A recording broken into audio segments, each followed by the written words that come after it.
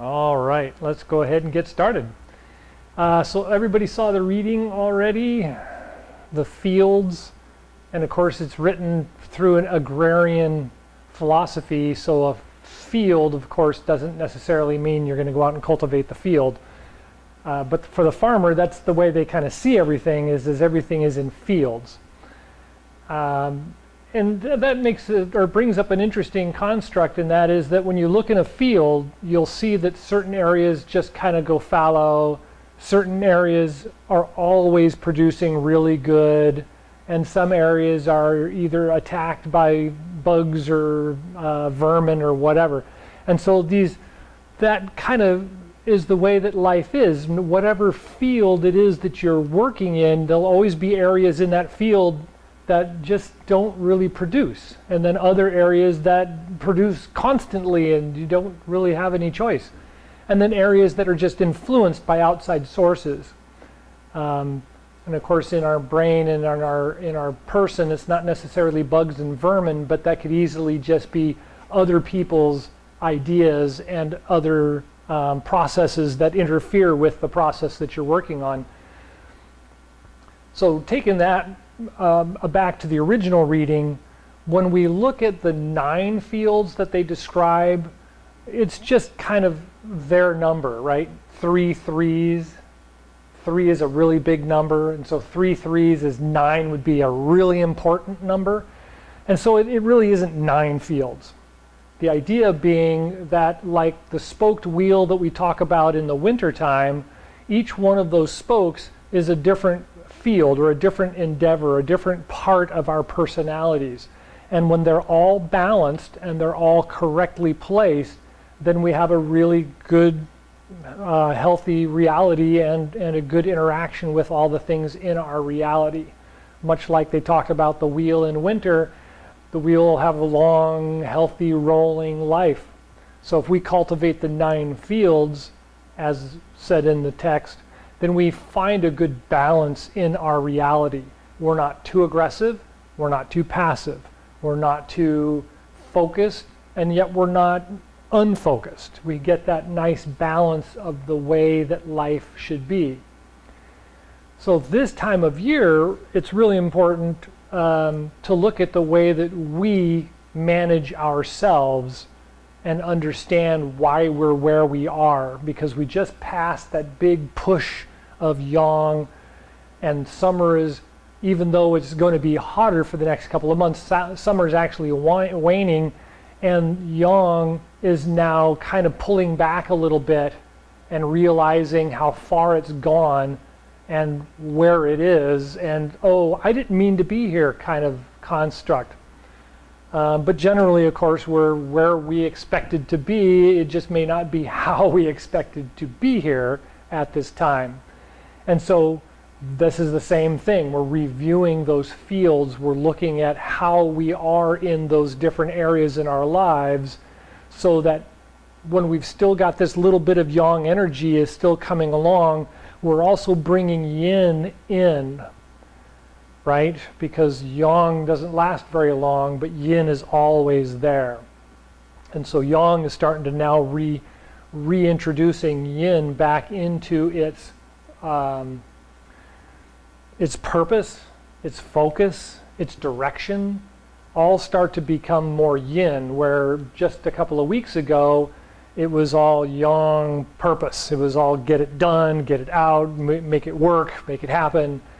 And now we're starting to realize, okay, well, that was enough of that. We need to kind of back off, and we need to stop and refocus ourselves and look at how things are going and where we want to be as we move into fall and into winter, because we have to kind of look ahead. In the last couple of weeks, we weren't worried about it. You know, it was great. We were having a grand time. So that's the purpose for the reading at this time of year. Any thoughts about that? Any questions about the season or the readings or diet? No? This is a good diet. Diet is good. Diet is really good. What about diet? So this time of year, because we just finished this great big push, It's a really good time to just stop things. If you take vitamins every day, stop. You don't need to stop for a couple of days. You don't, it's not like you need to just stop.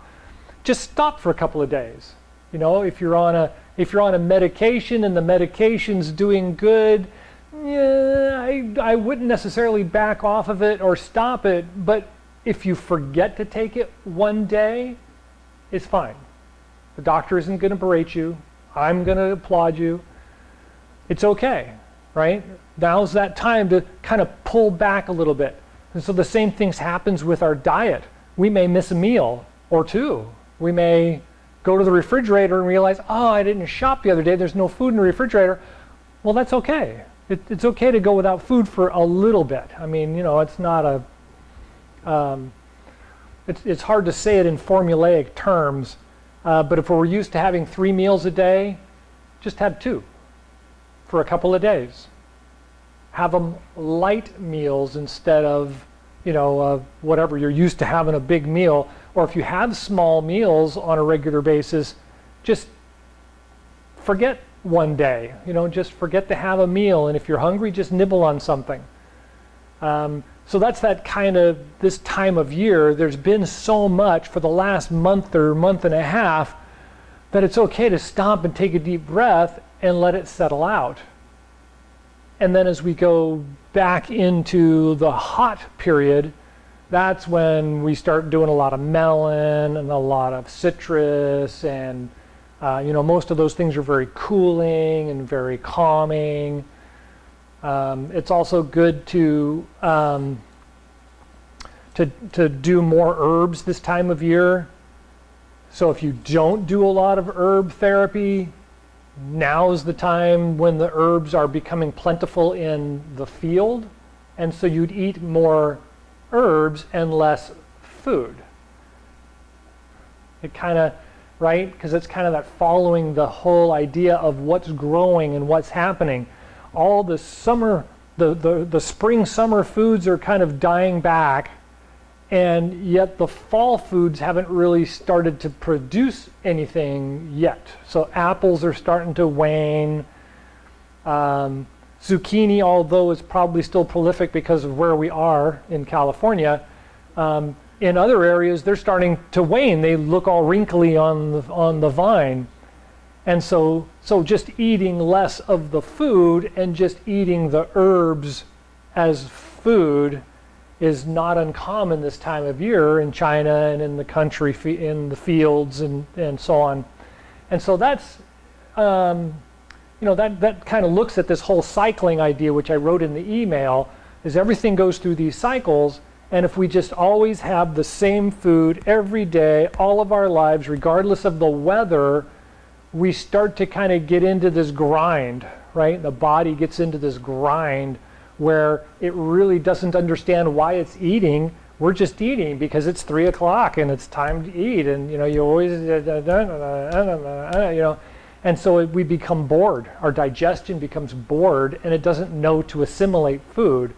And so, especially in the summertime when the energy's really rolling, you really don't need to worry about eating all the time or having to have enough energy, because the energy's just there. Now, of course, I'm not saying starve yourself by any means, but at the same time, we need to go through this period of having plenty of food, and then kind of having just nothing but herbs, and then having the fruits and melons and cooling kind of foods which end the summer, and then head into fall. And then we do the same thing again. We have this fall period of harvest and food and party, and all these things are all going on. And then winter comes and we run out of food because it's winter. There's nothing growing. All we have is yams and roots and some herbs that make it through the freeze. And then spring starts again and we start the cycle all over again. If we follow that cycle on a regular basis, then our body knows what to digest or assimilate and when to assimilate it, and the rest of the seasons all fall into place, because the change in the weather and the change in our diet start to harmonize the cycles of life. And we start to get this nice flow of, oh, I am hungry.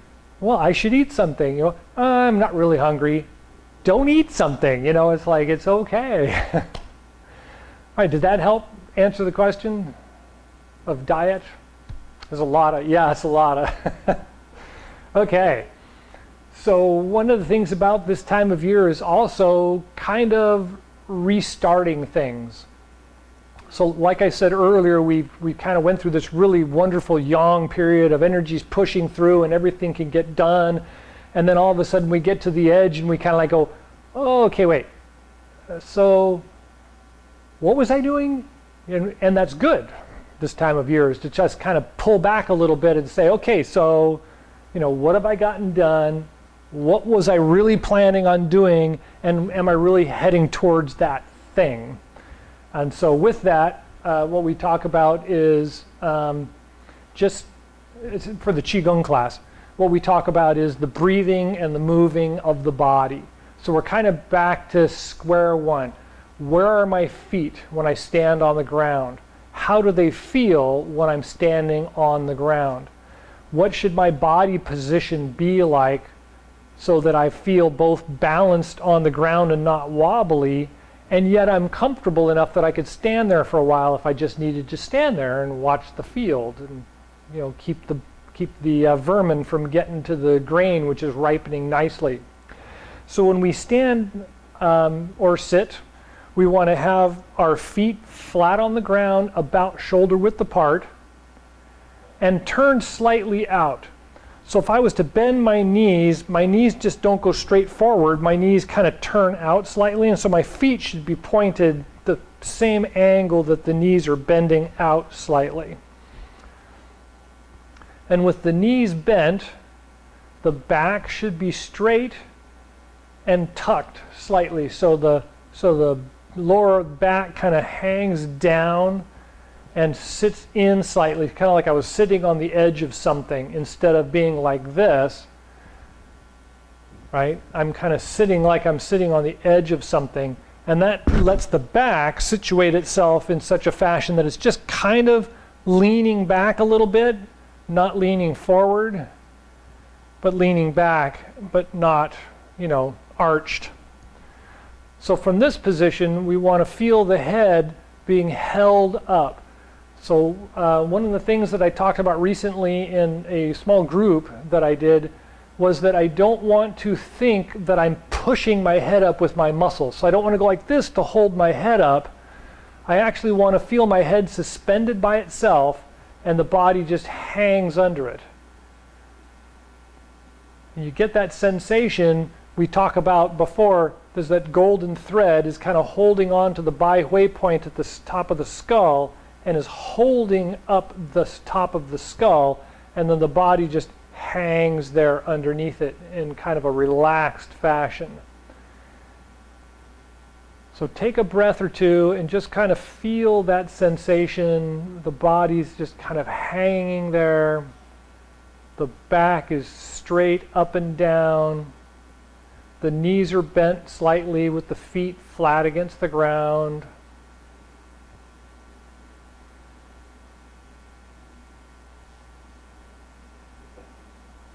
And once you get that feeling in the body, then relax the abdomen and allow the breath to fill up from the bottom of the abdomen up.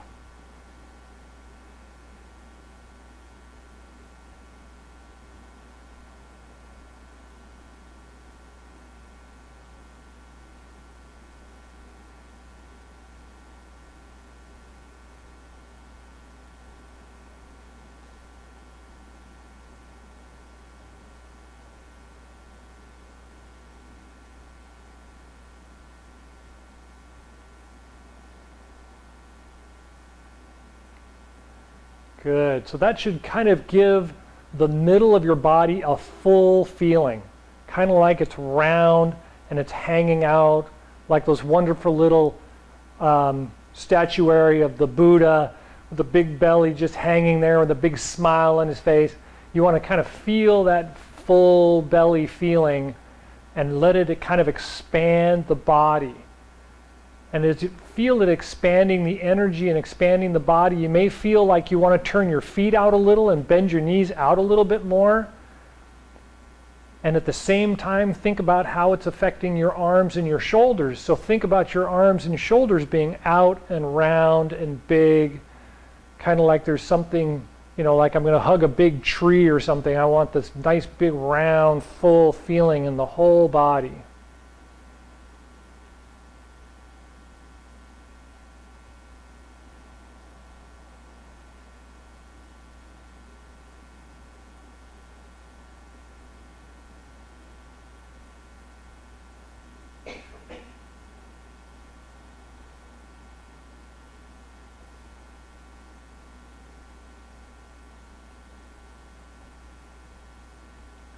Good, and after you've settled in with a couple of breaths, you can actually feel now when you fill up from the abdomen up, it lifts and opens the chest.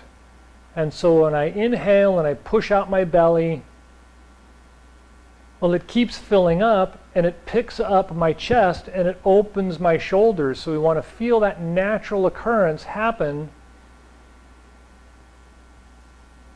And we want to guide it a little bit, and we want to, allow it to move us. So we're not moving and then inhaling, but as we inhale, and I feel it lift up, I roll my shoulders back, and I open up my arms a little bit, allowing it to fill up a little bit more.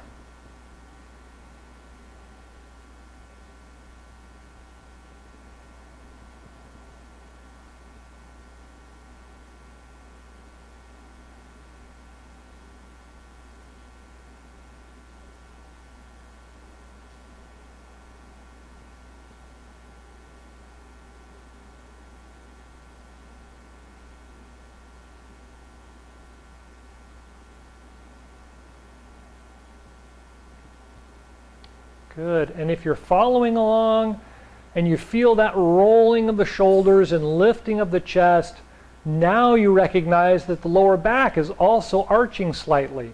And so when we lift up, I fill the belly, I lift up the chest, and I open up the arms, I can now feel that my hips kind of roll back and I kind of push my stomach out a little and my chest out a little.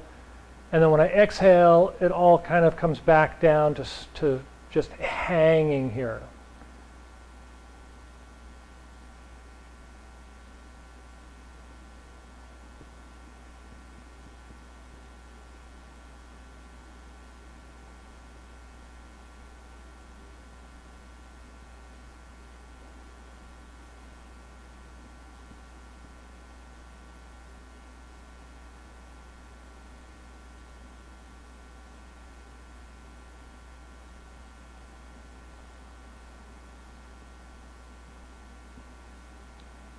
Good.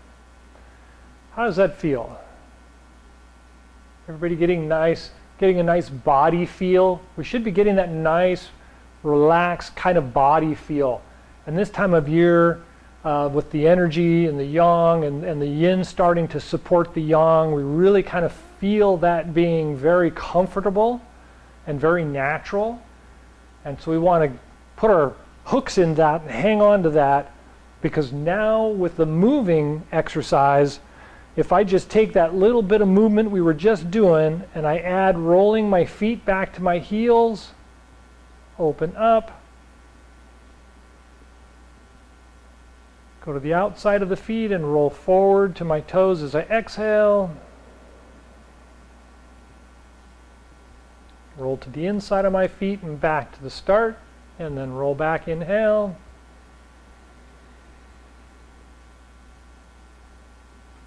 And exhale forward.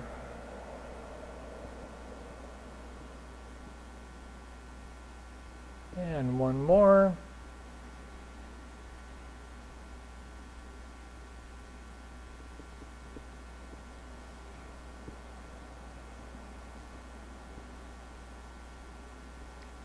Good, and relax.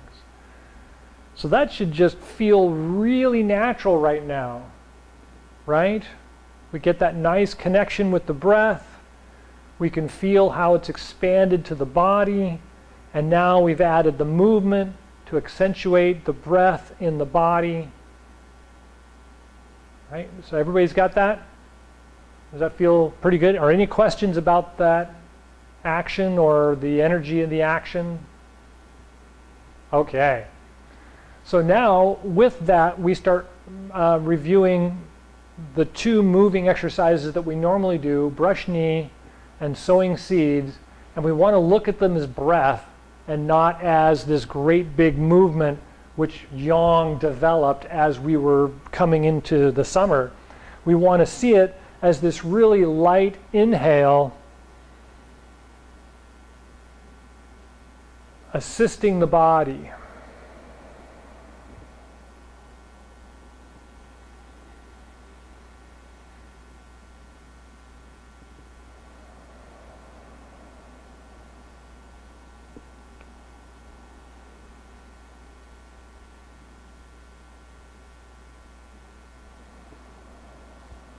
And then try the other side.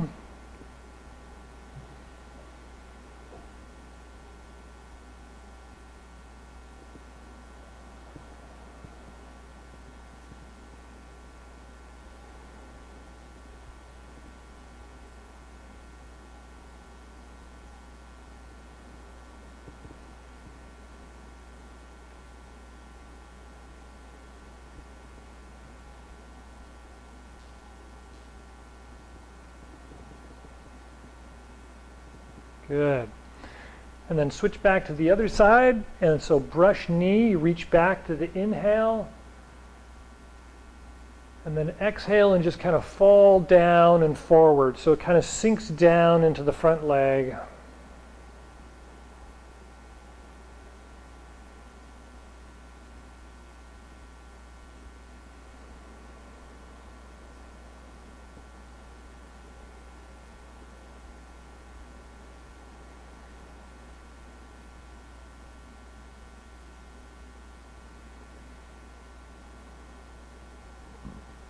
And then switch legs.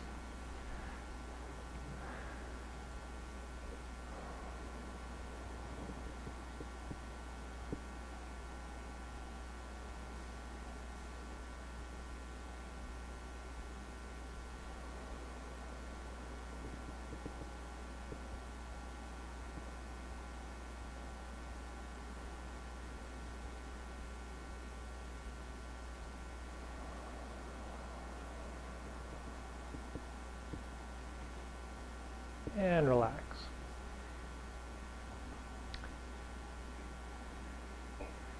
Good. So one of the hard things about this time of year is that the yang energy had been pushing us along, and we're feeling very positive, like we can just get stuff done, and yet this is actually the time to pull back and the time to evaluate, but it's not really time to like thin stuff out or really make any big decisions. All that's been done, and now it's a time to allow the energy that's there to just kind of dissipate. So we want to spread it out a little bit. One of the things that Lu Ming talks about, he says at the beginning of the summer, you get like 9 projects together, and by the middle of summer, you've gotten like half of them done, and you want to get the next half of them done before it gets cold, and we start thinking like, well, we got to figure these out, we got to get them done, and that's when we got to stop and think about, well, how much time do we still have left? Because we really have 3 months worth of heat left in the summer, and so those last half of projects that we have yet to do, don't worry about getting them done in the next week or two. Stretch them out. Take some time. Let them talk to you so that when you work on them, you work together with the project instead of in the beginning of summer, this is what I have to get done, and you can just go boom, boom, boom, and it's done. Well, now is the time to go, okay, well, if I need to do this, how can I do that? Or how would that look? Or, give it a little bit of character. Let the character of the season sink into the project instead of it just being this, cut, nail it, done, boom, it's set, right? This is that, well, you know. So this is a great time of year for that. The next 3 Chi nodes, the next 6 weeks are going to be a lot like that. So one of the things we think about this time of year is we either have so much or we know a lot's coming to us that we become very generous. We become very giving. We become very supportive. We become very connected, right? And so that's that thing. As yin comes in, yang is still dominant, but yin is coming in, and yin's the one that says, well, you know, you have more of those than you need. Who could use them? You know, or you're gonna have a bunch of those pretty soon. How are you going to set up distribution, right? So the farmer's thinking about distribution. I'm going to have a field full of rice or wheat or something, and it's like, if I don't do something with it, it's going to go bad, or if I don't store it, it's going to, you know, go away. And so they start thinking about that whole process. So one of the earlier exercises we used to do, if I'm standing in a Qigong position and my hands are like this, I'm taking, I'm lifting, I'm pulling, I'm moving, right? And that's yang, that's very yang. But when I'm like this, I'm either offering, I'm carrying, I'm giving, right? And that's all very yin. And so it's important this time of year when we're doing like either the standing post exercise or the quiet gong exercise, is to think about it more like this than like this, right? And so if I'm doing my daily prayers, I want to end like this, in offering. I don't want to end like this, and that's leaving or taking away and leaving, right? And so it kind of ends up being this relaxed position in the movements.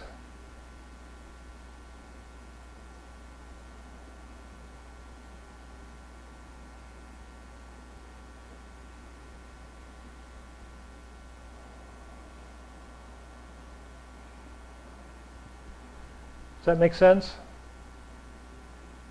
Kind of works with that idea that yin and yang have to be in balance. And so we're lifting up and then we're offering.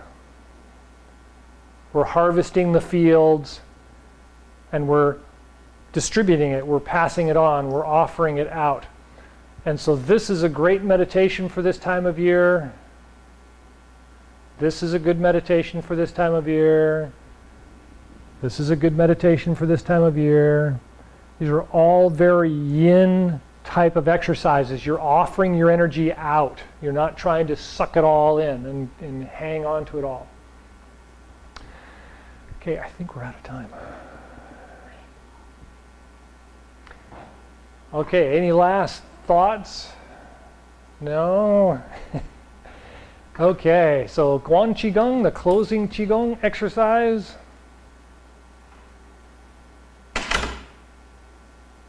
Turn the palms out, inhale, rise up. And draw the energy down.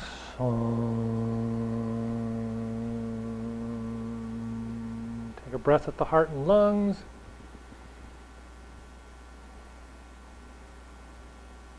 And at the Dan Tian and Ming Man.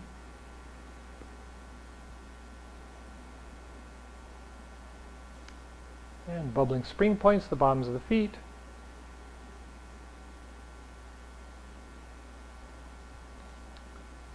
And then bring both of the hands together, palm up.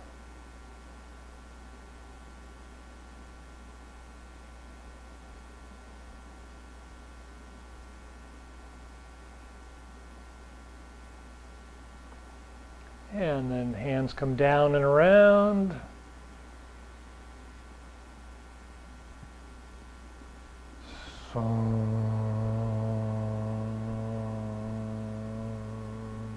Take a breath at the heart and lungs.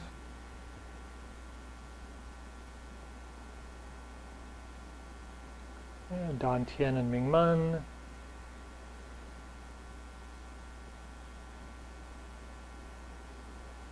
And bubbling spring points, bottoms of the feet.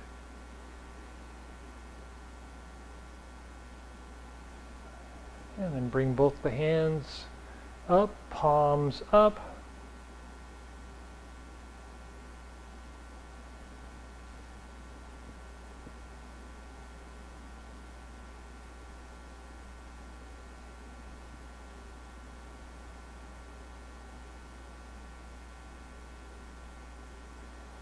And one more, hands down and around.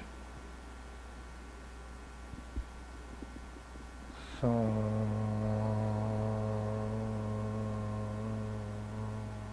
take a breath at the heart and lungs.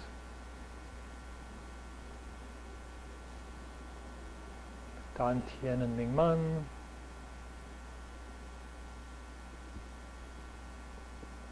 And the bubbling spring points.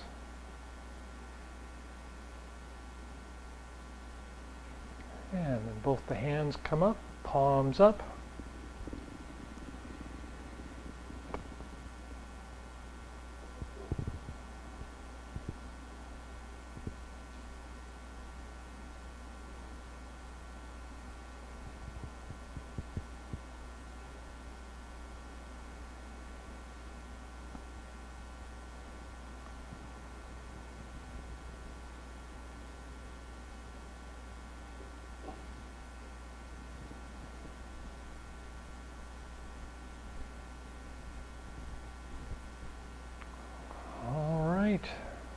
Any last thoughts or questions? Thank you all for coming.